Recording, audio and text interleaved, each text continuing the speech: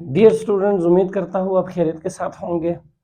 तो आज हम आ जाते हैं अपने एक्सरसाइज 1.1 की तरफ। लास्ट टाइम हमने मैट्रिक्स से रिलेटेड कुछ इंपॉर्टेंट चीज़ें डिस्कस कर लिए थे, तो आज उन्हीं चीज़ों को इस्तेमाल करके हम एक्सरसाइज 1.1 को कंप्लीट कर लेंगे। तो बेटा एक्सरसाइज 1.1 का पहला क्वेश्चन हमारे पास क्या है, देखिए, right the order of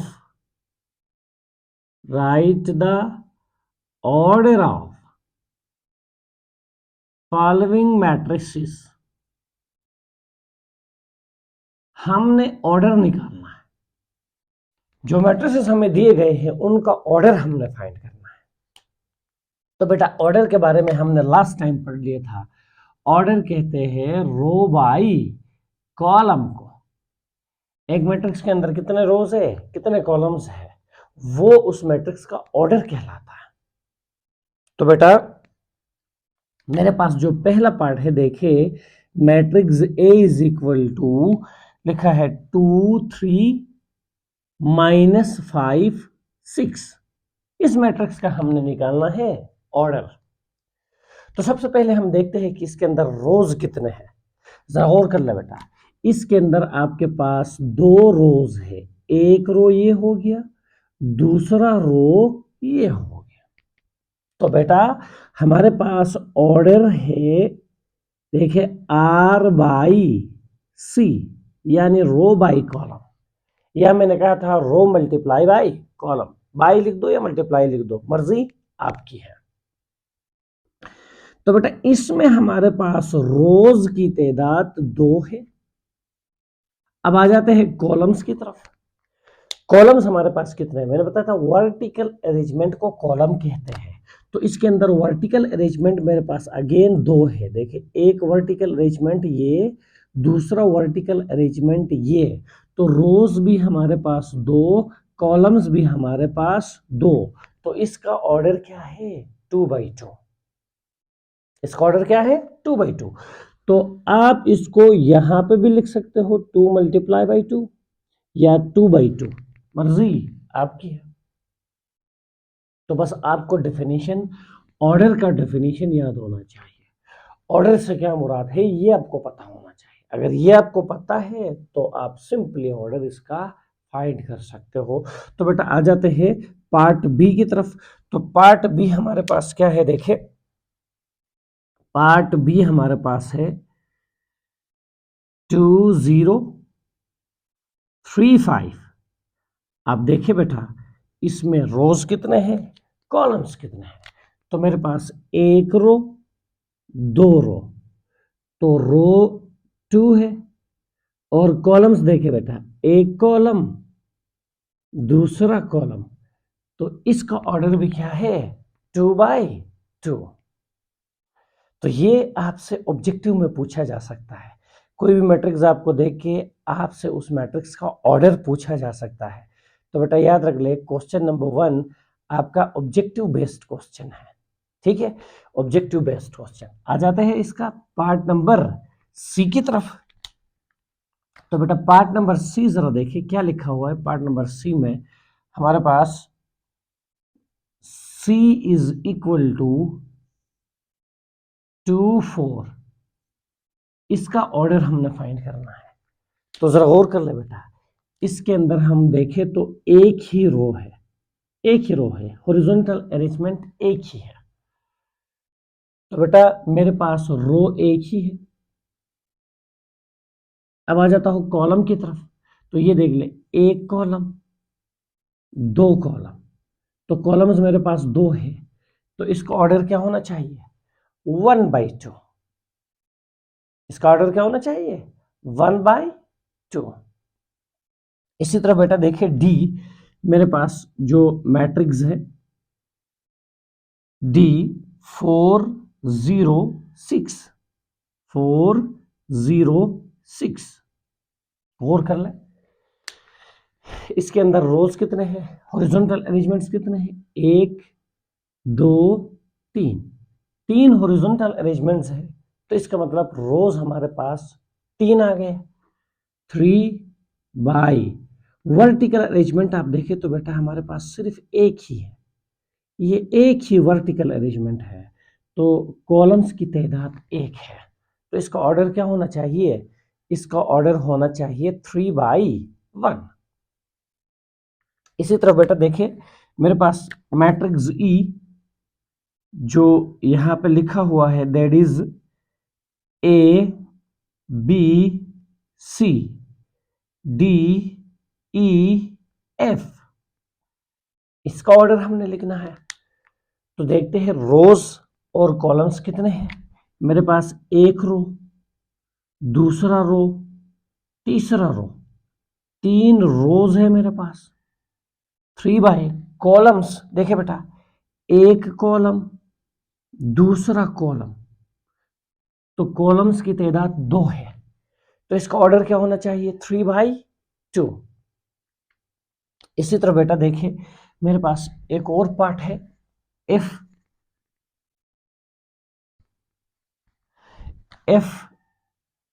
is equal to, देखिए ये मेरे पास एक मैट्रिक्स है, हमने इसका ऑर्डर लिखना है।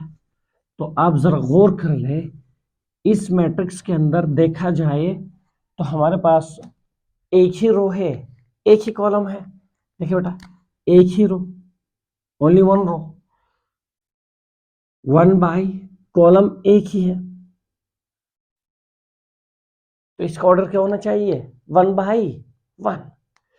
इसी तरह बेटा हमारे पास जी पार्ट है, देखिए आपके पास 2 3 0, 1 2 3 और 2 4 5। देखिए इसका ऑर्डर हमने निकालना है, तो जरा आप गौर कर ले, इसके अंदर रोज कितने हैं? एक रो, 2 रो, 3 रोज, हमारे पास आ गए 3 रोज 3/। कॉलम्स की तरफ आ जाते हैं, देखिए बेटा, एक कॉलम, दूसरा कॉलम, तीसरा कॉलम, तो इसका ऑर्डर क्या होना चाहिए? 3/3। इसी तरह बेटा हमारे पास जो लास्ट पार्ट है एच, देखे 2 3 4, 2 3 4 और इसी तरह बेटा 106, इसका ऑर्डर हमने निकालना है। तो मेरे पास एक रो, ये आ गया दूसरा रो, तो रोज की तादाद 2 है, और कॉलम्स देखे बेटा, एक कॉलम, दूसरा कॉलम, तीसरा कॉलम, तो कॉलम्स की तादाद कितनी है? 3। तो बेटा इसका ऑर्डर क्या होना चाहिए? 2/3। तो बेटा यहां पे आके हमारा पहला क्वेश्चन क्या हो जाता है? कंप्लीट हो जाता है। तो ख्याल रख ले, क्वेश्चन नंबर 1 में जस्ट हमने क्या निकालना था? ऑर्डर निकालना था। और बेटा मैंने आपको बता दिया, order simple row by column को कहा जाता है। बस हमने रोज को गिनना है, कॉलम्स को गिनना है। तो जितने रोज और कॉलम्स उस मैट्रिक्स के अंदर मौजूद है वो उसका ऑर्डर कहलाता है।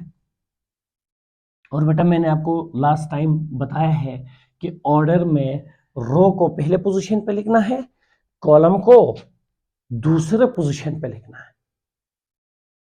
तो बेटा अब आप लोगों को लेके आ जाता हूं क्वेश्चन नंबर 2 की तरफ। तो क्वेश्चन नंबर 2 देखिए क्या कह रहा है, which of the following matrices are equal,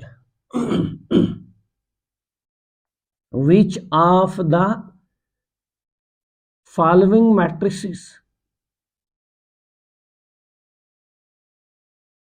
matrices are equal. बेटा देखिए इक्वल मैट्रिक्स का डिफिनीशन आप लोगों को लिखवाया गया है। अब जिस बच्चे को इक्वल मैट्रिक्स का डिफिनीशन याद है तो वो आसानी के साथ इस क्वेश्चन को टैकल कर सकता है। अगेन मैंने बताया ना बेटा, ये जो क्वेश्चन आपको दिया है ये पेपर पॉइंट ऑफ व्यू से इंपॉर्टेंट नहीं है, लेकिन ख्याल रख लें इसमें इक्वल मैट्रिक्स का कंसेप्ट यूज हुआ है। क्योंकि इक्वल मैट्रिक्स का कंसेप्ट बेटा आगे जाके मैंने आपको बताया था कि हम प्रॉब्लम्स को सॉल्व करने के लिए यूज कर लेते हैं। तो अब बच्चे को रिहर्सल करवाया जा रहा है इक्वल मैट्रिक्स का। इक्वल मैट्रिक्स का डेफिनेशन आपको याद होना चाहिए, और ये क्वेश्चन आपको इसलिए दिया गया है ताकि आप इक्वल मैट्रिक्स के आइडिया को अपने जहन में बैठा लें, जो कि आगे यूज होने वाला है इंपॉर्टेंट क्वेश्चंस के अंदर। तो इक्वल मैट्रिक्स का डेफिनेशन मैंने आप लोगों को बताया था कि बेटा याद रख ले, ऑर्डर सेम होना चाहिए, ऑर्डर सेम होना चाहिए, order same and same corresponding entries, same corresponding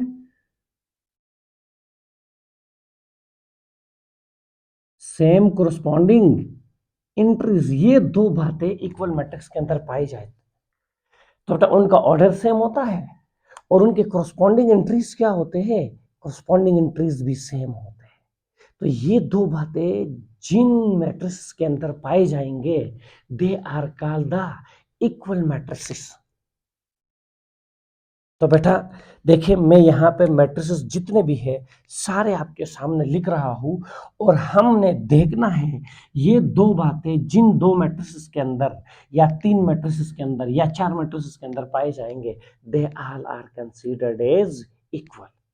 तो बेटा पहला जो मैट्रिक्स हमें दिया गया है दैट इज 3। दूसरा जो मैट्रिक्स हमें दिया गया है बी, दैट इज 3 5। तीसरा मैट्रिक्स सी जो हमें दिया गया है बेटा देखिए दैट इज 5 -2। 5 -2 अगर देखा जाए तो 5 -2 को मैं सिंप्लीफाई कर लूं तो 5 -2 को अगर मैं सिंप्लीफाई कर लूं तो बेटा ये बन जाएगा क्या 3। ये क्या बन जाएगा 3 बन जाएगा। एक्चुअल मैट्रिक्स सी ये है, बस उसने लिखा है ना 5 -3, आपने कंफ्यूज नहीं होना। 5 -3 मीन आपके पास जवाब 5 -2 मीन 3। तो एक्चुअल मैट्रिक्स सी ये है। तो अब आ जाता है बेटा मैट्रिक्स डी। देखिए मैट्रिक्स डी हमें दिया हुआ है 5 3। मैट्रिक्स ई आप देखें तो मैट्रिक्स ई आपको क्या दिया हुआ है 4 0 6 2। इसी तरह बेटा देखिए मैट्रिक्स एफ जो आपको दिया गया है दैट इज 2 6। मैट्रिक्स जी जो आपको दिया गया है बेटा दैट इज 3 -1 और उसके बाद आपको दिया गया है बेटा 3 + 3, 3 + 3। अगर आप जी को सिंप्लीफाई कर ले, अगर आप जी को सिंप्लीफाई कर ले तो देखिए बेटा जी का जो एक्चुअल स्ट्रक्चर है दैट इज 3 - 1 इज 2, 3 + 3 इज 6। ये आपके पास जी है, बस उसने थोड़ा सा 3 - 1 लिखा हुआ है और यहाँ पे 3 + 3 लिखा हुआ है तो हमने सिंप्लीफाई कर लिया। तो एक्चुअल जी का जो स्ट्रक्चर है वो ये है। इसी तरह बेटा देखिए एच हमें दिया हुआ है मैट्रिक्स एच 4 4 0 6 2। ये मैट्रिक्स एच है। और इसी तरह बेटा देखिए हमें मैट्रिक्स आई जो दिया है आई that is 3 and 3 + 2, 3 + 2।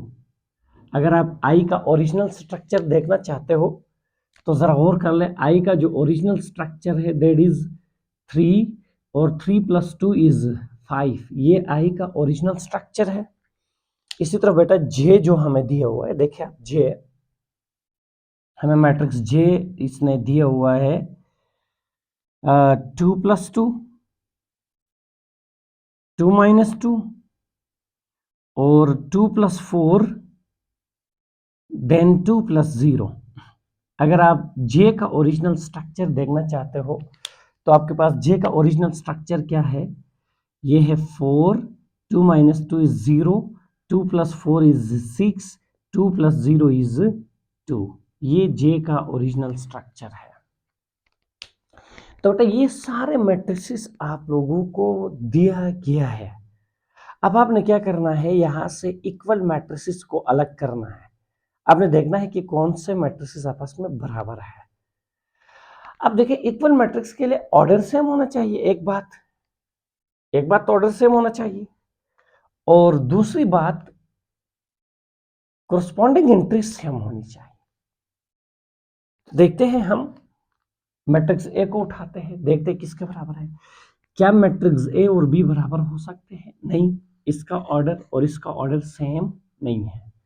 Matrix A और मैट्रिक्स सी को देखे बेटा, तो दोनों का ऑर्डर भी सेम, इसका ऑर्डर 1 बाई 1 और इसका ऑर्डर भी क्या है 1 बाई 1, ऑर्डर सेम है एक बात।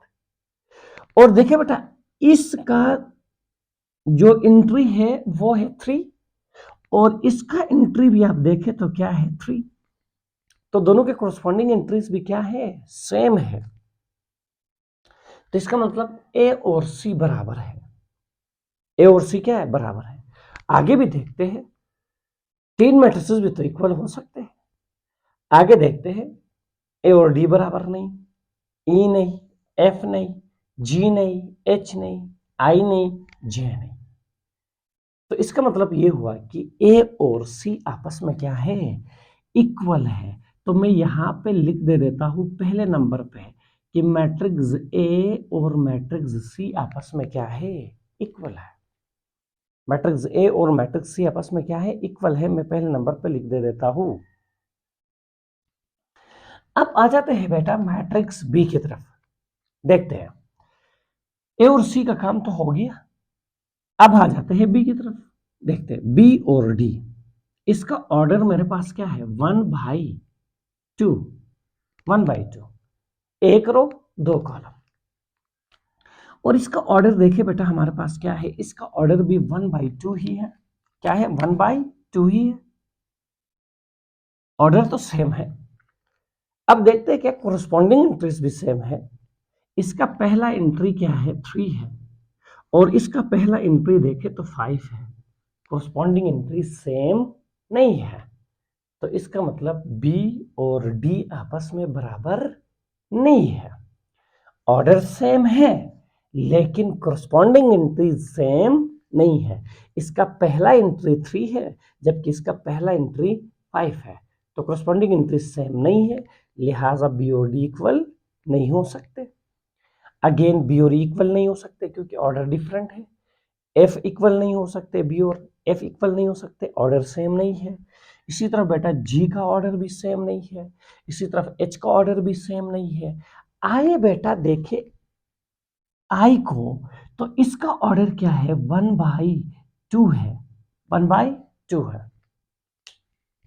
तो बी और आई का जरा चांस देखते हैं, ऑर्डर सेम है दोनों का, दोनों का ऑर्डर सेम है, इसका ऑर्डर भी 1 बाई 2, इसका ऑर्डर भी 1 by 2।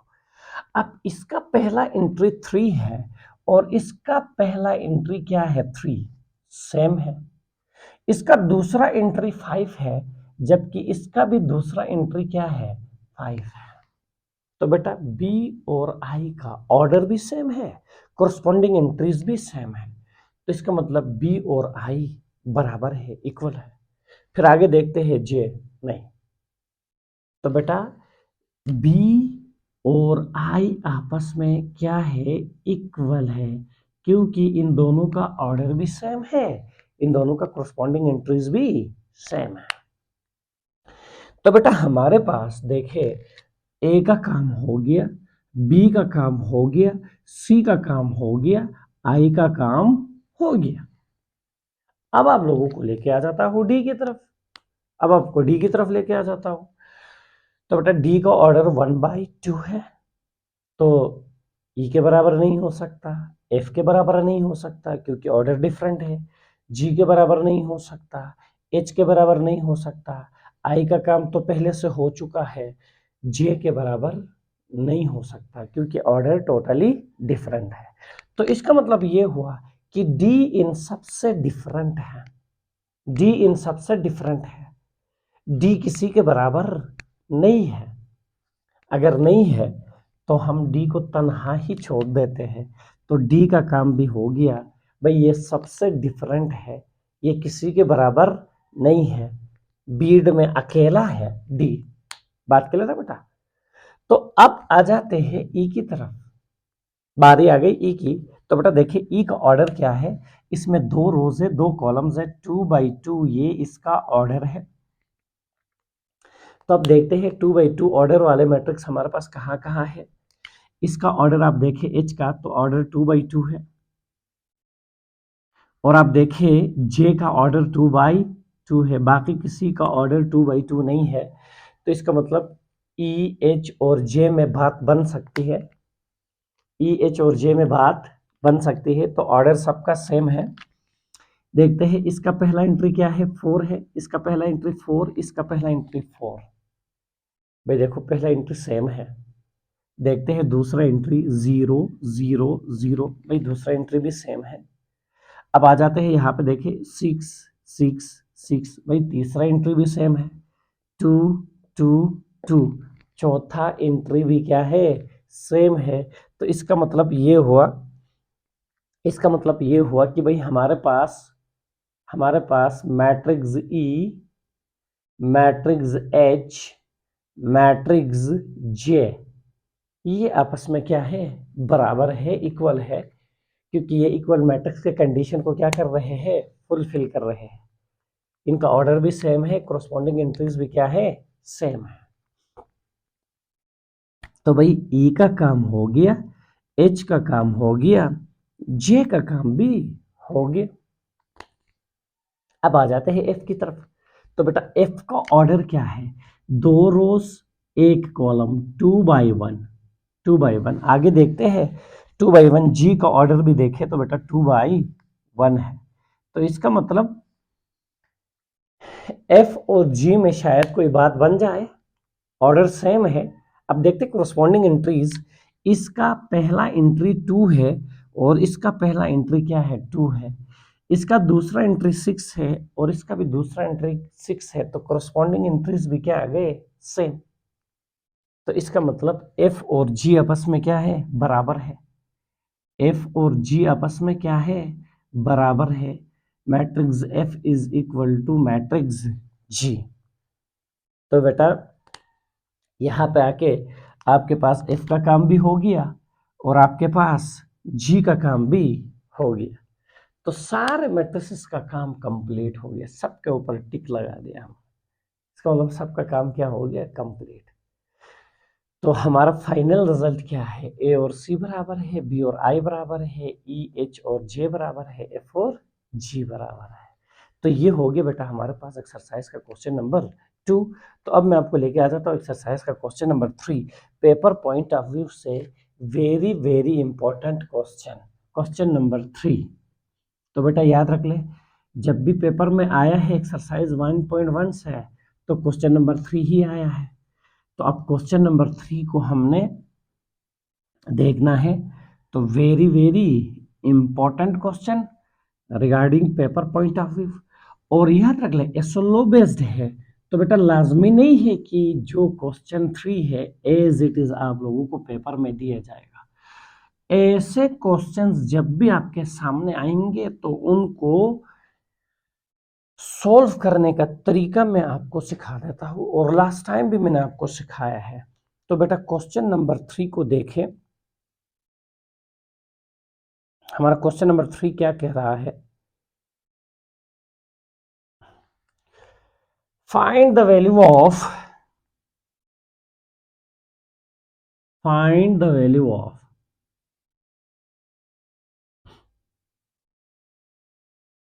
A, B, C and D which satisfy the matrix equation,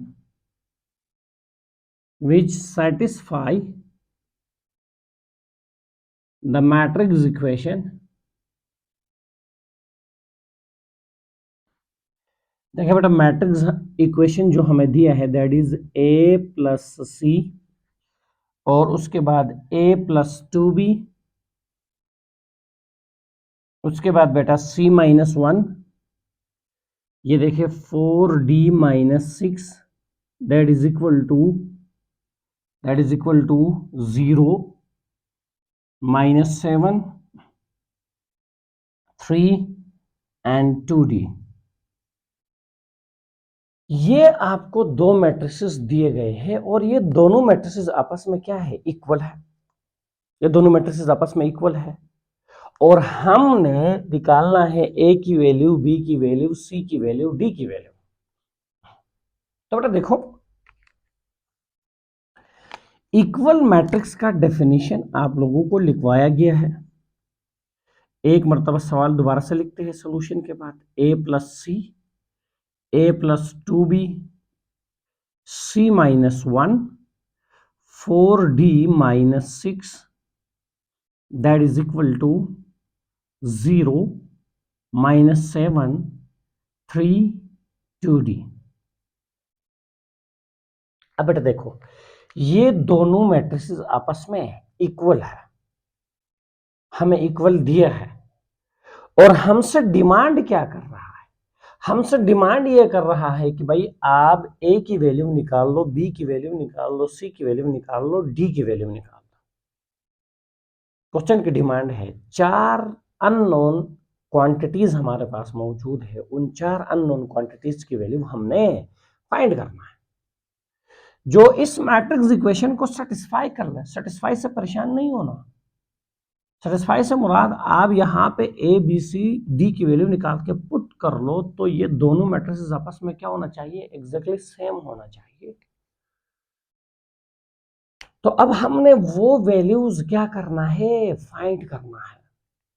तो भाई जान देखो, यहां दो मैट्रिसेस इक्वल है, तो जब दो मैट्रिसेस इक्वल हो तो हमने पढ़ा था कि भाई दोनों का ऑर्डर सेम होगा और दोनों के कोरस्पॉन्डिंग एंट्रीज क्या होंगे? सेम होंगे। तो ये जो प्रॉब्लम है ना बेटा, ये इक्वल मैट्रिक्स का प्रॉब्लम है, क्योंकि यहां दो मैट्रिसेस बराबर है, तो हम इक्वल मैट्रिक्स के कंसेप्ट को यूज करके इन 4 अननोन की वैल्यू फाइंड कर लेंगे। तो भाईजान मैं यहां पर लिख दे देता हूं, by definition of equal matrix, by definition of equal matrix, equal matrix का डेफिनेशन हम यूज कर लेते हैं यार। डीईएफ डेफिनेशन शॉर्ट फॉर्म है डेफिनेशन का, कहीं पे भी आप इस्तेमाल कर सकते हो। डीईएफ शॉर्ट फॉर्म है किसका? डेफिनेशन का। मैं इक्वल मैट्रिक्स का डेफिनेशन यूज कर रहा हूं। भाईजान इसका ऑर्डर 2/2 है, इसका ऑर्डर 2/2 है। ओके, ऑर्डर में कोई प्रॉब्लम नहीं है। इसका पहला एंट्री क्या है? a plus C, a plus C, इसका पहला एंट्री क्या है? 0। तो a प्लस सी को बराबर होना चाहिए किसके? 0 के बराबर होना चाहिए। a प्लस सी को किसके बराबर होना चाहिए?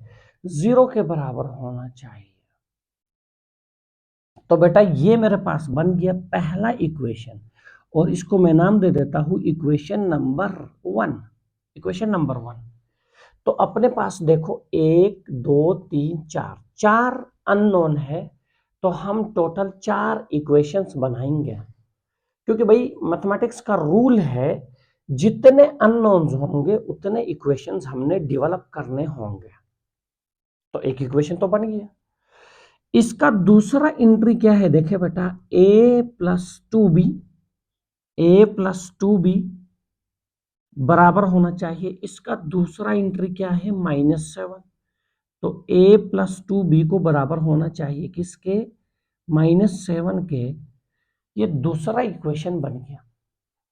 और देखे बेटा, इसका जो तीसरा एंट्री है दैट इज c-1, और c-1 बराबर होना चाहिए, इसका तीसरा एंट्री क्या है? 3 है। ये हो गया इक्वेशन नंबर 3। और बेटा इसका चौथा एंट्री क्या है? 4d माइनस 6 बराबर होना चाहिए, इसका चौथा एंट्री क्या है? 2d के। तो ये हमने इक्वल मैट्रिक्स का कंसेप्ट यूज कर लिया और 4 इक्वेशंस हमने डेवलप कर लिया। 4 इक्वेशंस हमने डेवलप कर लिए बेटा इक्वल मैट्रिक्स का कंसेप्ट यूज करके, क्योंकि भाई इक्वल मैट्रिक्स हमें ये कहता है कि जब भी दो मैट्रिक्स बराबर हो तो उनके ऑर्डर सेम होंगे, कोरस्पॉन्डिंग एंट्रीज बराबर होंगे। तो देखिए बेटा, ऑर्डर तो सेम है, इसका ऑर्डर भी 2/2, इसका ऑर्डर 2/2। ओके, अब दूसरी बात, कोरस्पॉन्डिंग एंट्रीज क्या होना चाहिए? सेम। तो इसका कोरस्पॉन्डिंग एंट्री कौन सा है? 0। तो ये और 0 को क्या होना चाहिए? बराबर होना चाहिए। अब a प्लस टू बी का कोरोस्पॉन्डिंग एंट्री क्या है -7, तो a प्लस टू बी और -7 को बराबर होना चाहिए।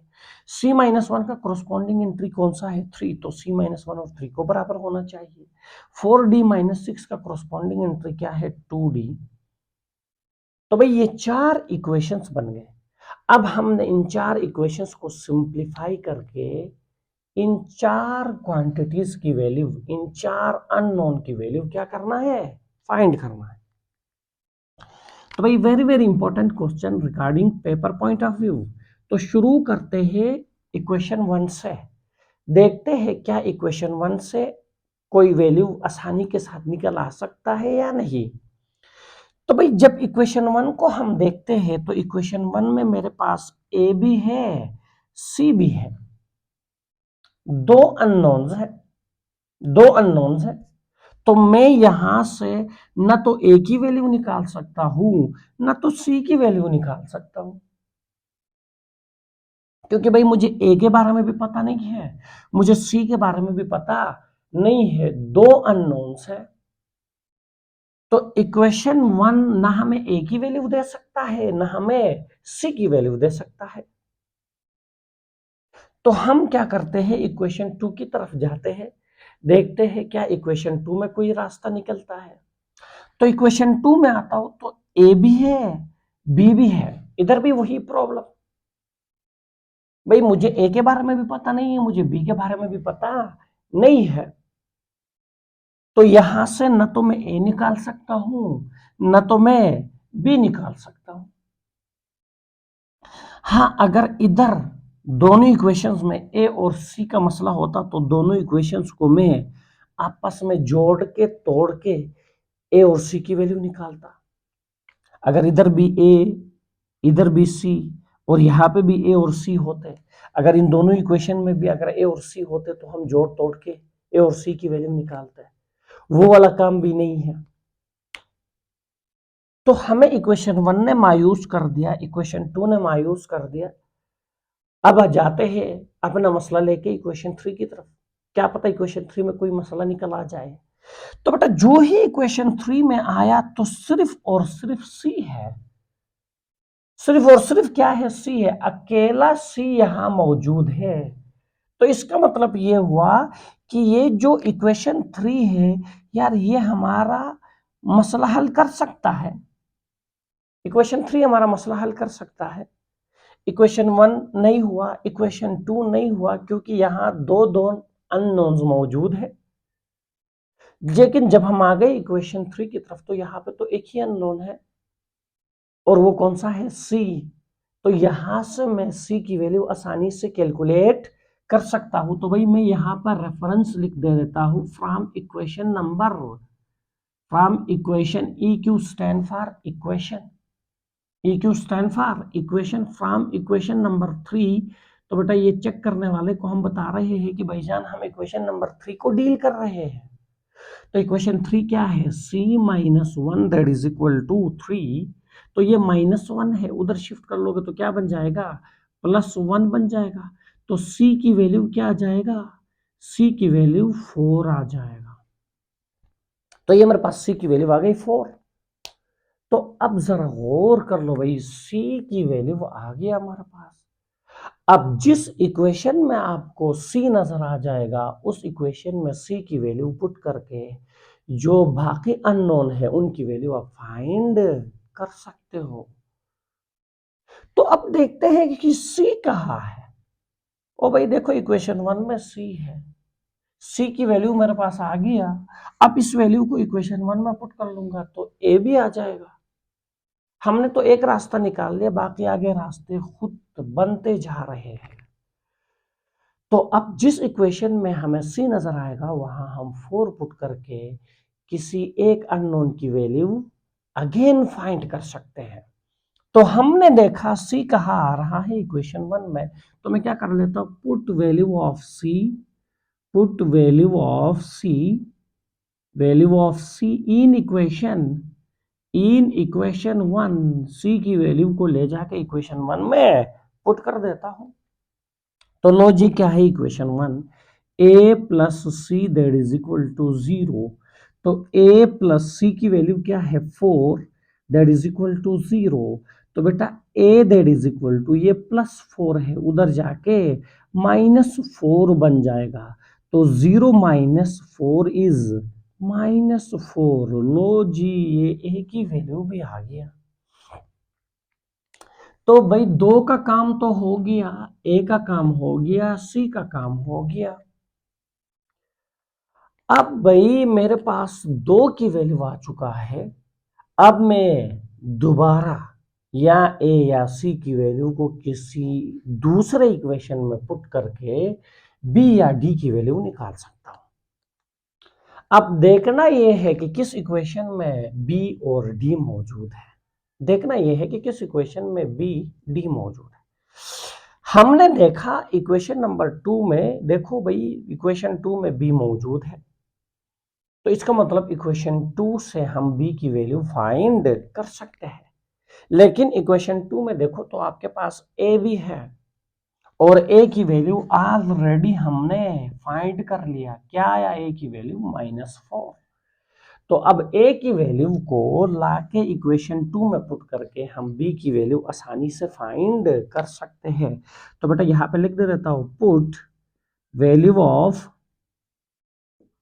a इन इक्वेशन नंबर 2, नहीं 3, in equation 2, sorry, in equation 2।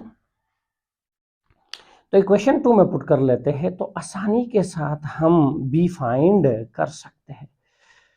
तो देखते हैं भाई हमारे पास क्या जाता है b की वैल्यू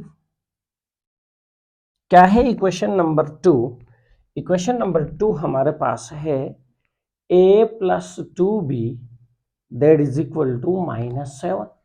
तो भाई a की वैल्यू यहां पे पुट कर लो, a की value -4 + 2b that is equal to -7। हमें तो b चाहिए।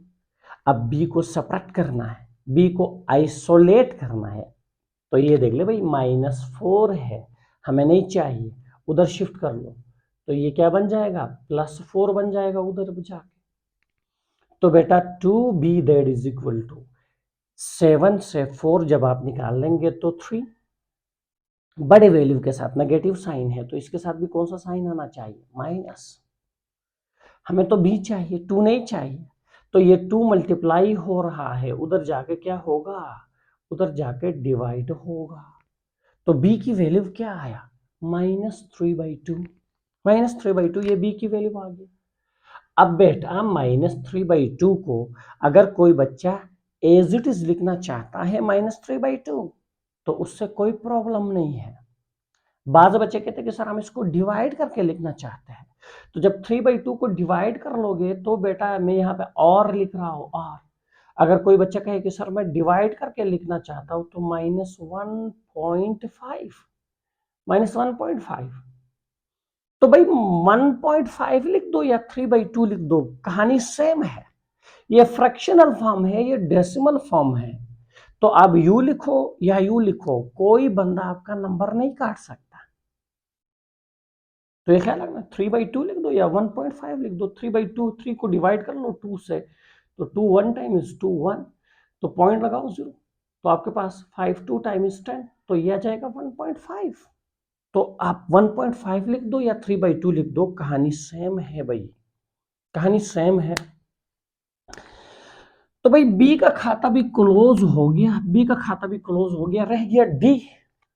अब देखना है किस इक्वेशन में डी मौजूद है। आओ भाई इक्वेशन नंबर 4 में देख लो डी मौजूद है। इक्वेशन नंबर 4 में देख लो डी मौजूद है। तो अब डी की वैल्यू हम कहां से निकाल लेंगे, इक्वेशन नंबर 4 से निकाल लेंगे। और मजे की बात देखो तो इक्वेशन 4 में सिर्फ और सिर्फ डी है, डी के अलावा कुछ भी नहीं है। तो इसका मतलब ये हुआ कि इक्वेशन 4 को यूज करके हम आसानी के साथ डी फाइंड कर सकते हैं। Very simple. तो बेटा देखो मैं यहां पर रेफरेंस लिख दे देता हूं, फ्रॉम इक्वेशन नंबर 4।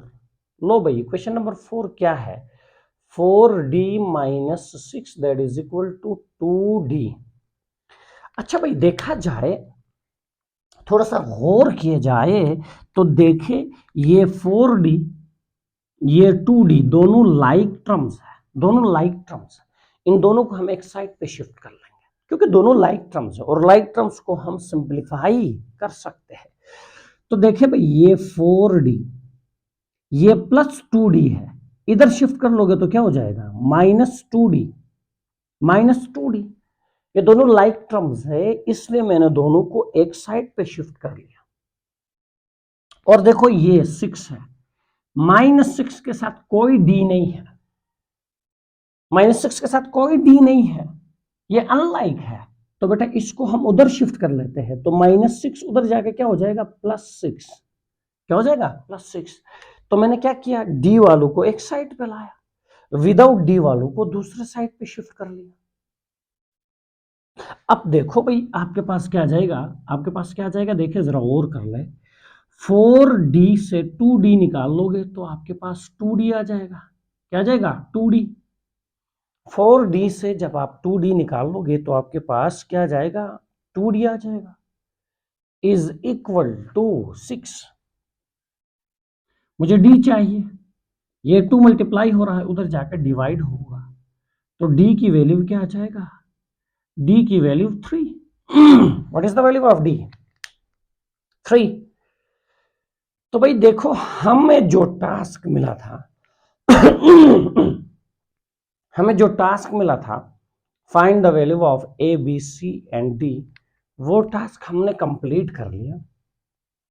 तो इसका मतलब ये हुआ कि इस मैट्रिक्स इक्वेशन के अंदर ए की जगह -4 पुट किया जाए, बी की जगह -3/2 पुट किया जाए, सी की जगह 4 पुट किया जाए और डी की जगह 3 पुट किया जाए।